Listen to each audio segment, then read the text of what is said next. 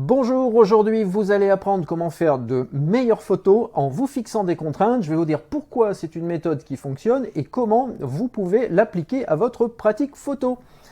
Bienvenue dans l'émission photo. Voilà une petite semaine que j'avais suspendu les émissions parce que j'étais en congé tout simplement. Donc je vous invite à suivre l'émission jusqu'au bout parce que en fin d'émission je vais vous rebalayer vite fait tout ce qui s'est passé la semaine dernière. Vous allez voir qu'il y a beaucoup de sujets, il y a du matériel qui attend que j'ai là, il y a des bouquins et puis il y a aussi mon actu et tout ce qui va se passer sur le site.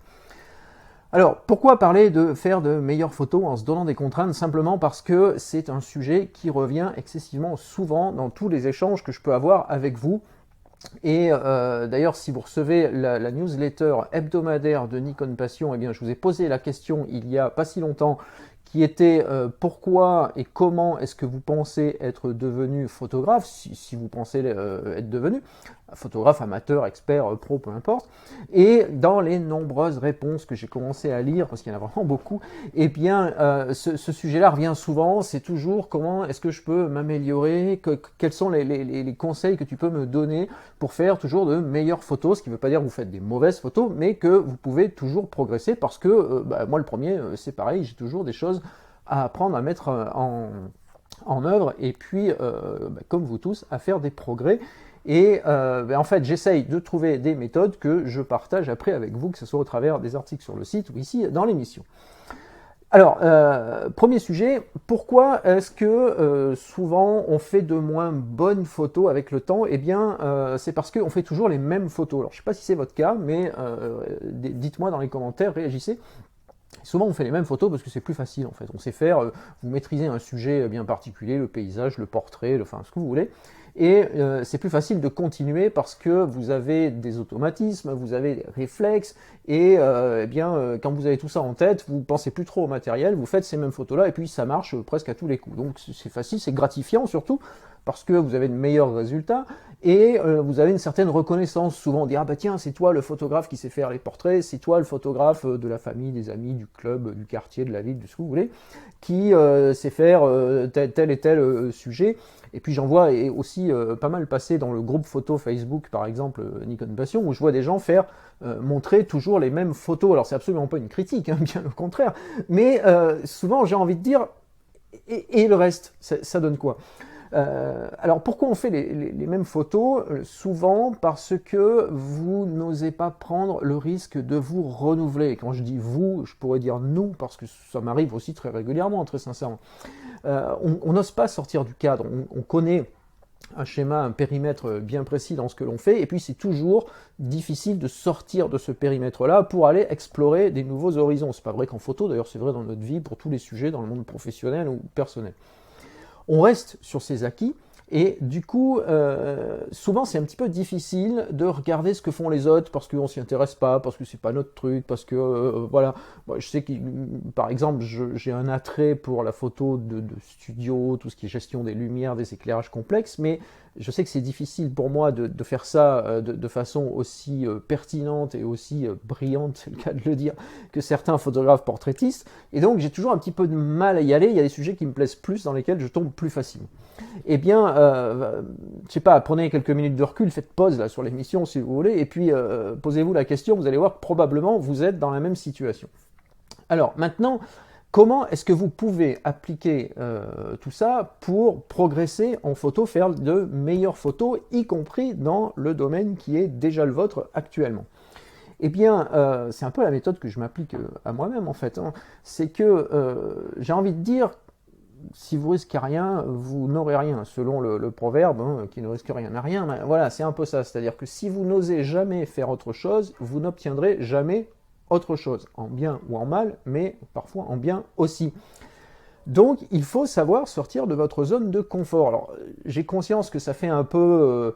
ok, c'est des grandes idées, c'est des grandes théories, tu nous apprends rien quand tu dis ça, on sait déjà, voilà, donne des exemples ou autre. Alors, c'est vrai, ce sont des grandes théories, mais les grandes théories, souvent, elles fonctionnent quand même. Je vais vous donner un exemple. Je fais pas mal de photos Alors de danse déjà, parce que ça c'est un de mes domaines de prédilection pour des raisons que je vous ai déjà citées dans des épisodes précédents. Je fais pas mal de photos, comme vous j'imagine, quand je suis en voyage, voilà, j'ai des sujets particuliers que j'aime bien travailler, qui viennent compléter des séries. Je fais des photos de mes proches aussi, tout bêtement, parce que la photo ça sert aussi à ça, tout ce qui est photos de famille, événementielles et autres. Et puis je fais beaucoup de photos autour de chez moi, parce que je participe à plusieurs associations dans mon environnement local proche, que j'ai plusieurs projets en cours avec les municipalités, les partenaires associatifs et autres. Et ça d'ailleurs je vais vous en reparler en fin d'émission, vous allez voir pourquoi. Et donc je suis toujours un peu dans ces sujets-là. Et puis il y a un sujet que j'aime beaucoup, que je regarde pour le coup, mais où je suis peut-être un peu moins à l'aise, c'est tout ce qui est le portrait de rue, parce que c'est difficile d'aller au contact des gens. Alors je ne sais pas si vous êtes, vous, photographe de rue ou pas, mais c'est toujours difficile d'aller au contact. Il y a une espèce de frein, il y a une espèce de timidité qui est là, quoi, qui fait que parfois, c'est pas évident d'aller passer devant quelqu'un et puis de faire clac, quoi. Alors je parle pas de voler des photos avec un super méga zoom en disant tiens, je vais pas me montrer, je vais me cacher derrière un mur, je vais mettre un 600 mm et puis je vais faire un portrait, c'est pas ça, non, c'est vraiment aller à 30 cm de la personne et puis clac, faire une photo. Et alors je vous en avais parlé dans mes épisodes précédents, parce que c'était à l'automne dernier, mais je suis parti, donc mon dernier séjour à New York, j'ai voulu justement un peu sortir de cette zone de confort et me dire, au lieu de faire uniquement des photos de l'environnement urbain, de l'architecture, parce qu'elle est particulière à New York, il y a beaucoup de choses à montrer, eh bien, je vais aussi aller au contact des gens et faire des portraits dans la rue. Et je vous en avais beaucoup parlé, parce que c'était aussi une façon pour moi de me préparer à ça. Vous savez, souvent, je dis que pour arriver à faire quelque chose, il faut en parler avant. Parce que quand vous l'avez dit à tout le monde avant, vous n'avez plus le choix, après, il faut y aller. Si vous ne le faites pas, vous avez l'air idiot, donc il faut le faire. Et alors, bon, je vous ai parlé de tout ça il y a longtemps, j'ai mis un certain temps à trier ces photos parce que il fallait que ça mûrisse, quoi, voilà. Donc les photos, ça y est, elles sont triées, elles sont en ligne, elles sont traitées, tout est prêt, c'est sur mon site, je vous mettrai le lien dans la description de la vidéo si vous voulez les voir.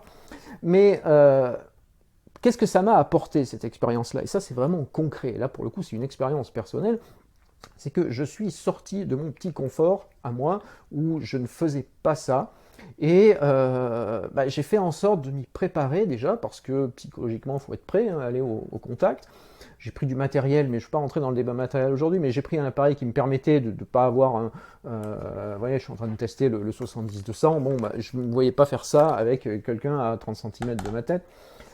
Donc j'ai pris du matériel en conséquence, et puis j'ai osé. Alors il y a aussi, je dois bien reconnaître qu'il y a une facilité à le faire dans certains endroits qui n'est pas la même qu'ailleurs. C'est-à-dire quand vous faites le même type de photo à Paris, ce type de portrait-là à Paris et à New York, c'est plus facile à New York, parce que les gens sont moins effrayés, sont probablement un peu plus cool là-dessus. Alors je sais pas où vous habitez, mais à Paris c'est toujours compliqué, parce que tout le monde a toujours peur que je sais pas quoi, enfin bon, voilà, on n'aime pas se faire prendre en photo, alors que... Bon, l'idée, c'est pas non plus de nuire aux gens, c'est quelque part au contraire, c'est de les mettre en valeur. Mais bon.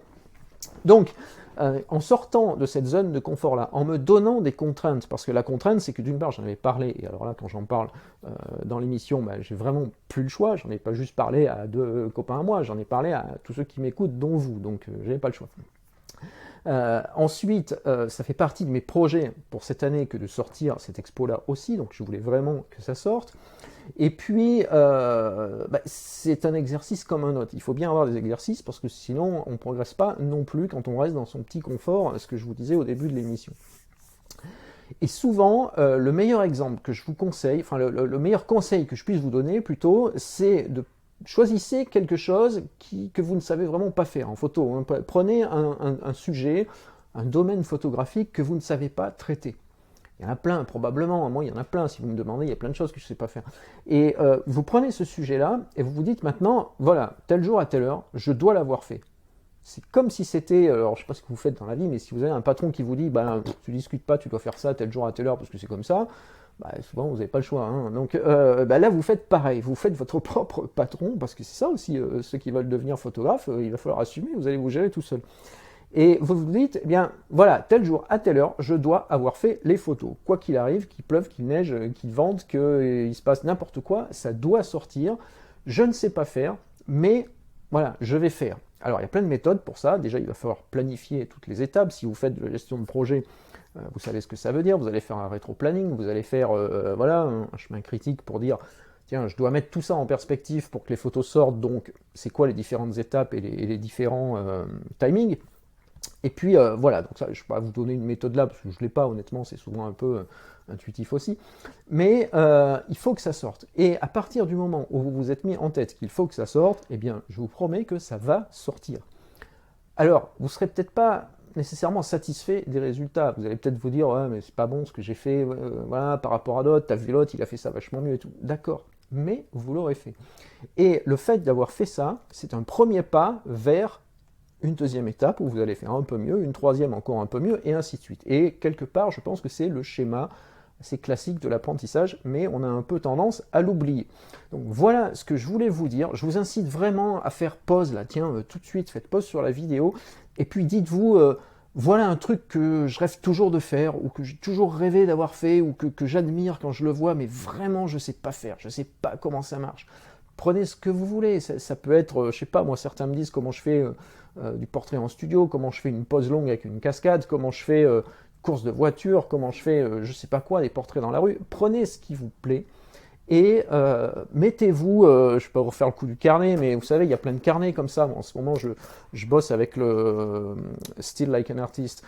C'est un petit carnet qui permet de noter plein d'idées créatives comme ça. Eh bien, notez ça, vous l'écrivez sur le front, vous mettez dans la main comme les gosses, vous mettez un panneau chez vous, faites ce que vous voulez, mais vous avez ça sous les yeux toute la journée avec une date. Alors surtout, ce qui est important, c'est une date butoir. S'il n'y a pas de date, vous ne le ferez jamais. Mais vous mettez une date et vous allez voir que vous allez y arriver parce qu'on est câblé comme ça. Quand on a une date, et ben on y arrive. Je vous garantis que ça fonctionne. Donc voilà. Alors, rapidement, l'actu de ces derniers jours, c'est à la fois l'actu de la photo, c'est relativement calme en ce moment parce que je ne sais pas quand est-ce que vous allez écouter la vidéo, mais on est le 20 février 2017 au moment où je tourne et on attend dans quelques jours le CP+ au Japon, qui est le grand salon de la photo au Japon, maintenant un peu le pendant de la photo Kina en Allemagne. Donc, on va voir si les constructeurs nous font des annonces majeures ou pas. Chez Nikon, je n'ai encore il n'y a aucune rumeur fiable et j'ai pas d'infos honnêtement. Il y a des fois les infos que j'ai mais que je peux pas vous donner. Là j'ai rien, donc c'est simple. Néanmoins, cette semaine, il s'est passé beaucoup de choses. Alors, il y a des bouquins, je suis en train de regarder le bouquin de Volker Gilbert sur la lumière à l'exposition, donc ça, je vais vous en parler bientôt, mais honnêtement, j'ai pas fini de le lire, donc ça serait un peu prématuré. J'ai reçu aussi le cours de vidéo, un livre coécrit par alors René Bouillot, qui est décédé depuis quelques années déjà, mais c'est une réédition qui a été remise à jour par Gérard Galès et Gérard Laurent. Donc là, il y a tout ce qui concerne matériel, tournage, prise de vue, post-prod, je vais vous en parler aussi prochainement. De mon côté, j'ai en cours de test le nouveau 70-200 2.8. Alors il s'appelle très exactement AFS Nikkor 70-200 2.8E pour diaphragme électromagnétique, FL pour le traitement fluorine de la lentille frontale, et puis ED pour les verres ED pour les lentilles. Donc c'est le VR3 en fait, on ne l'a pas appelé comme ça chez Nikon, mais il y a eu le VR1, le VR2, et ça c'est le VR3, même s'il ne s'appelle pas comme ça. Donc ça, je vais vous passer le test prochainement. Moi j'ai le VR2, et donc je vais pouvoir comparer un peu les deux. Je ne vais pas vous dire grand chose aujourd'hui encore, si ce n'est que oui, il y a des améliorations en termes de résultats optiques, il y a des améliorations en termes d'ergonomie. Maintenant, la vraie question que tout le monde se pose, il y a eu un débat un peu houleux d'ailleurs sur la page Facebook ces derniers jours, c'est est-ce que ça vaut le coup de passer au VR3 ou pas, étant donné son tarif qui est quand même assez imposant. Donc ça, c'est le test en cours. Autre test à venir, là aussi je suis à la bourre, mais ça va arriver, c'est le 105.1.4 Nikon qui est sorti l'été dernier. Donc ça, il y a une lentille frontale qui est impressionnante. Hein, vous voyez, par rapport à un 70-200, c'est pas mal hein, pour un 105. Donc ça va venir aussi après, une optique à portrait, là aussi qui coûte un certain prix. Donc qu'est-ce que ça peut apporter ce type de 105 ? Ensuite, autre info, donc j'ai finalisé, lancé la nouvelle formation Lightroom Mobile, Lightroom Web. Donc comment utiliser ce type d'outil par exemple. D'ailleurs, c'est mes photos de New York. Comment utiliser Lightroom Mobile sur votre smartphone et votre tablette. Comment utiliser Lightroom Web, et ça, très peu de gens savent que ça existe, mais vous pouvez accéder à Lightroom sur le web à travers un simple navigateur, donc sans avoir Lightroom sur l'ordinateur, à travers un simple navigateur n'importe où dans le monde, vous pouvez trier, classer vos photos et même les traiter avec la plupart des outils de Lightroom, les partager et ainsi de suite. Donc tout ça, c'est dispo, c'est en ligne. Les premiers membres de la formation sont inscrits depuis une bonne semaine maintenant. Ils sont d'ailleurs assez nombreux, donc il y a pas mal de travail. Alors pour le moment, j'ai refermé les inscriptions parce que je m'occupe de ces gens-là d'abord, mais je vais vous mettre tous les liens. Vous allez voir que ça va réouvrir d'ici peu pour tout le monde. Voilà pour ça. Dernière chose que je voulais vous dire, alors là c'est daté comme événement, donc si vous écoutez la vidéo un peu plus tard, ben, tant pis. Mais le samedi 4 mars, je vais animer un atelier photographie street art. Alors ça c'est autour de chez moi, je monte ça avec des partenaires locaux justement, et puis en partenariat avec le département, donc avec l'Office de tourisme du Val-de-Marne. On a monté ce projet-là où je vais encadrer un atelier photo sur le street art. Donc street art, ce sont tous les graffitis, les tags que vous pouvez voir dans les rues. J'habite dans la capitale française du street art, alors si je m'y intéressais pas, eh ben, ça serait pas cool. C'est d'ailleurs, vous voyez, pour rebondir sur l'idée du jour, c'est un sujet qui m'intéressait pas plus que ça au départ, de photographier les murs de street art, parce que souvent c'est un peu frontal comme ça, voilà, on voit toujours les mêmes photos. Et puis un jour, je me suis dit, mince, quoi, t'en vois toute la journée autour de toi, qu'est-ce qu'on peut faire de ça? Il y a probablement une manière plus créative de le faire. Et c'est ce que je veux partager avec vous lors de cet atelier. Donc ça va se passer à Vitry-sur-Seine, c'est dans le Val-de-Marne. J'ai conscience que c'est pas pour tout le monde parce que forcément il faut se déplacer. C'est le 4 mars, il y aura d'autres dates qui vont arriver au printemps et puis jusqu'à l'été et puis également à l'automne. Et je vous en reparlerai régulièrement. Il y a sur ma page Facebook perso, il y a toutes les infos ainsi que sur le site du Val-de-Marne. Voilà pour ça. En parlant de Facebook, il y a le groupe Facebook Photo sur donc Nikon Passion sur Facebook qui fonctionne depuis le début de l'année. En ce moment, ça cartonne. Il y a vraiment du monde qui s'est inscrit et il y a plein de bons échanges. Donc là aussi, je vous colle le lien. Si vous voulez partager vos photos, alors attention, c'est juste pour partager les photos, c'est pas pour parler matériel. Ça, c'est toujours sur le forum, sur le site. Mais si vous voulez partager des photos, que vous êtes sur Facebook et être dans une bonne ambiance, un peu, vous savez, pas comme dans un club photo, parce que forcément c'est Facebook, donc on n'est pas les uns et les autres autour d'une table. Mais voilà, il y a vraiment une super ambiance, les gens sont super contents, il y a de bons échanges, il y a plein de gens qui apprennent plein de choses. Donc vraiment, je vous invite à rejoindre le groupe. Je valide les comptes tous les jours. Et ben voilà, c'est un bon moyen de partager avec les autres. Donc voilà tout ce que je voulais vous dire en cette journée de reprise. Il y a plein de sujets qui arrivent derrière. J'ai pas le temps de vous raconter tout ce que j'ai fait pendant presque 2 semaines d'arrêt. En fait, je n'étais pas totalement à l'arrêt. Ceux qui me connaissent un peu, ils savent que voilà, il y a toujours un truc qui me mouline quelque part. Donc, je fais pas mal de choses en photo aussi. Je vais vous en parler dans les jours qui viennent. Sinon, là, ça serait trop long. Donc, dans tous les cas, avant de vous quitter, je vous rappelle que justement, pour avoir la suite et pour rien rater, vous vous abonnez à la chaîne YouTube. Vous cliquez sur le petit logo qui est là. Vous recevrez les nouvelles vidéos. Sur Facebook, c'est là-haut pour liker la page et enclencher les notifications. Et le plus simple reste bien évidemment de rejoindre ma liste de contacts perso, ça s'affiche un peu partout. Et dépliez bien les descriptions, surtout, me dites pas que vous ne le voyez pas, il suffit de cliquer sur toutes les petites flèches là sur YouTube et Facebook et vous avez tous les liens. Et je vous envoie chaque semaine un newsletter avec les différentes infos, tout ce qu'il ne fallait pas rater, et puis surtout l'actu Nikon si toutefois elle arrive lors du CP+ prochain. A très bientôt pour une prochaine émission.